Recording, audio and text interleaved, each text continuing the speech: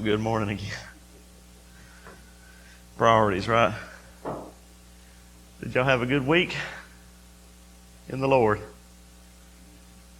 We did. I had a good trip. And I was thinking, I didn't even ask the Lord for a good trip. But He gave me one anyway. His mercies and His grace upon us. Even when we don't ask for it. If our earthly Father knows how to give good gifts, and a lot of times we're so unthankful, we want to, as Donald has reminded us, want to count our crosses instead of count our many blessings. Name them 2 by 2, really. But anyway, it's good to be back with y'all. I was sharing with Mike, this past Tuesday made 7 years ago that we came here. Already. 7 years. Time gets away. We came, these they're not little anymore. Miss Linda, they all growing up on us, ain't they? Old Keaton, I have to look up to him now. Big boy. Gonna make a good basketball player, wouldn't he? But anyway, I want to talk to you today about perception. What do people perceive about us when they watch us, when they look at us?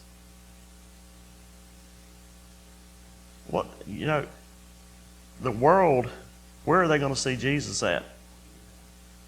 Is the world here this morning? Jesus said, "Go ye into the world and preach the gospel." And there's a saying that says, actions speak louder than what? Ooh, man, that hurts. That hurts. I know how I am. I know how my flesh is. I know how I act when I want something. And it don't go my way. My actions speak. They tell who I really am. And none of us in here are perfect. And I've told y'all, I've learned I'm not going to be perfect, but I can be faithful. I can be faithful, or try to be. We read about how Joseph was. And of course Jesus, the perfect example. Always about the Father's business. I carried a book with me on the trip about Daniel. And I read that entire book while I was on vacation. It just he spent a lot of time in prayer. It's what cost him a trip to the lion's den. But see, if we're faithful to God during prosperity, He'll be near us during adversity. I've told y'all before, if I've got a good relationship with somebody, when there's a time of trial, it's easy to go to them and ask them for help. Are we fair weather Christians? We're going to pick this up in 2 Samuel chapter 15. Last time we looked at Ittai the Gittite and how David said, "Hey, you're a stranger, you're even an exile, you've left your homeland, and now you're troubled about with my rebellious son. Go back." And I love what Ittai said to him. "In death or life, I'm your servant." What an example. What an example here. And I've enjoyed looking at the people that went with David. Listen, it feels like everybody's following the world, but they're not. Remember Elijah? "I'm the only one left, Lord." He says, "Oh no, I've got a remnant. I've got a remnant." And David has a little remnant here. And that's the way it's always going to be, folks. Broad is the way that leadeth to destruction, and many there be that go in thereat. And narrow is the way, and straight is the gate. On a narrow road, there's not a lot of company. Not room for a lot of company, is there? So here David the royal motorcade is leaving. They're crossing over the brook Kidron, which is very similar to what John's been speaking about in John chapter 18, where Jesus crossed over just before Judas betrayed him. Jesus crossed over the brook Kidron, and that's referenced in John 18:1 is what it is. I'm still in vacation mode here. Let me catch you. But here we have this loyal remnant following David out of town. Town weeping.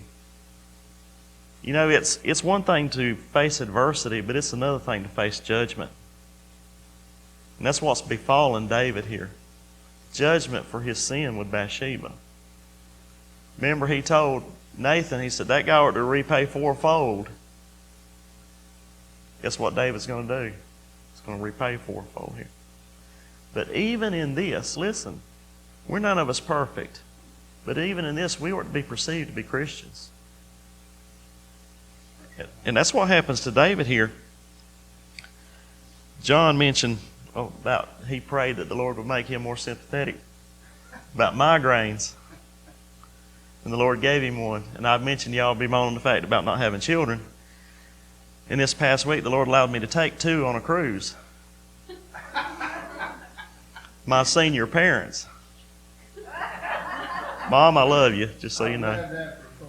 Yeah. That was like, they know everything. They don't want any instructions. No. The first night, they locked themselves out of their room. Oh boy. And the first day, guest services are wrecked there, and I knew to get back down there, and you have to prove who you are, so they'll let you in and all. But our stateroom attendant was taking care of our rooms when we left for supper. When we got to the supper table, they both realized that they had locked their key in the room. So I take off full sprint to catch that guy before he leaves, because I knew he knew us. He'd let me in the room and let me get their key. And I passed the 2 hostesses in the restaurant we're in, and I'm at full sprint. You know, I've lost a little bit. I'm a little agile now. Well, as I clear the lady, she hollers out to me, "Sir, the bathroom is on the left." Now, she done judged me by my actions, hadn't she? She done perceived I had a need. But it was the wrong need. Here we're going to see Zadok, the priest, perceives David's fondness for God and for the ark. In verse 23 here, if I can find where I'm at. And all the country wept with a loud voice, and all the people passed over. The king also himself passed over the brook Kidron, and all the people passed over toward the way of the wilderness. And Zadok also and all the Levites were with him, bearing the ark of the covenant of God.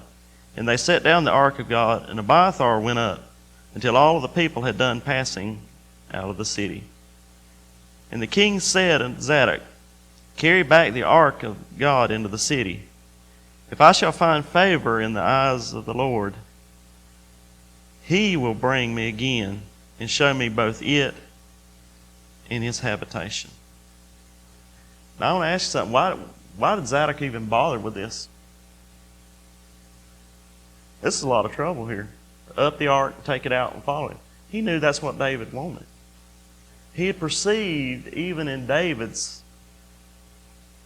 sin and imperfections, that David might want to receive some counsel from God.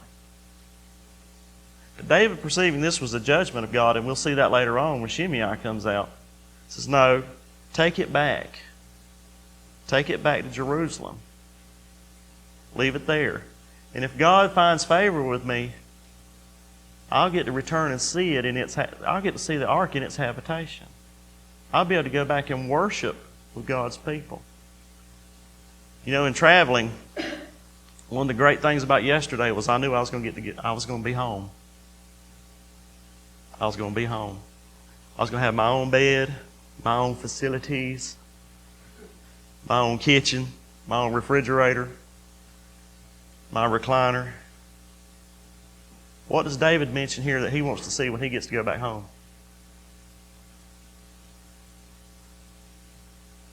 So he mentioned the palace, the royal dainties of the kitchen that can be brought to him.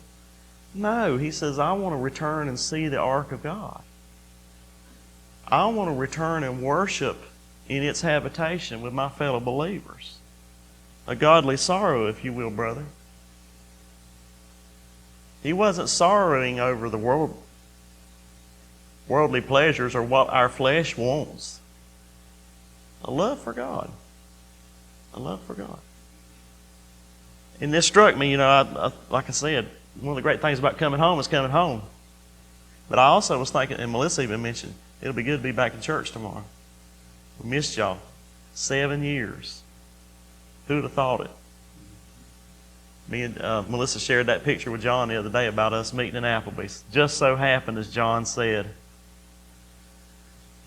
But God has begun to put a love in me. Listen, the things of this world is beginning to grow strangely dim. And I'm glad it is. It don't have the hold on me it did before.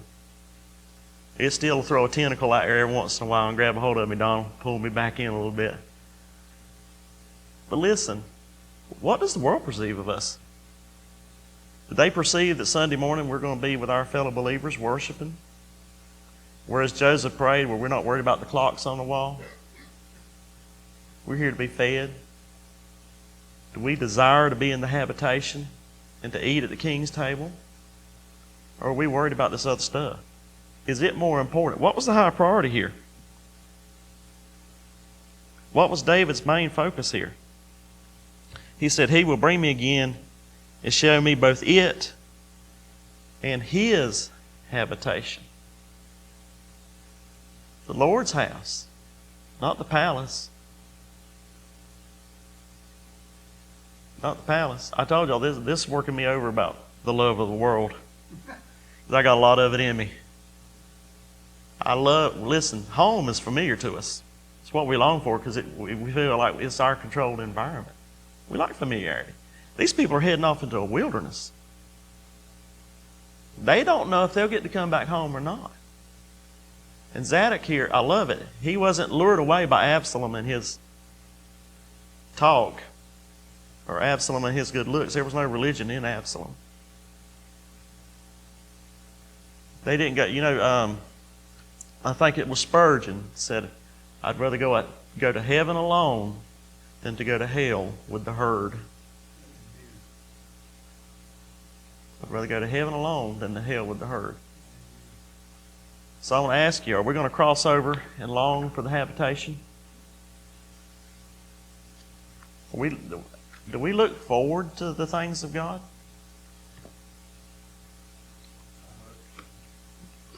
It's a tall order, isn't it? I hope we do too. Do you miss it if you don't have time during the day? And I'll admit, sometimes, especially when I'm on call, it gets hectic and I don't get a chance to get in this Word like I do. And I get cold. But I'm glad I feel that. I used to not be that way. I used to go weeks at a time and be. Not anymore. I miss it. Yeah, it will. It will. If we didn't eat, what would happen? We'd starve. We'd starve. This week, let's let the world see Jesus in us. Let them perceive that we'd like to be with the ark. There was no question here. Zadok and them knew, or they perceived to know what David wanted ahead of time. He wants to be with the ark. He wants to be with God. Even in his time of trial here in adversity. When the going gets tough, the tough gets going, don't it? You know when love shines the best? During adversity. During adversity. We've romanticized this stuff to death and we've made idolatry out of it, out of love. But when the going gets tough, you find out who loves you. And I love y'all, and it's been a great 7 years, and I hope we get several more as the Lord sees fit. And let's let the world see Jesus in us. Let our light so shine before men this week. I love you. May the Lord bless your soul this morning.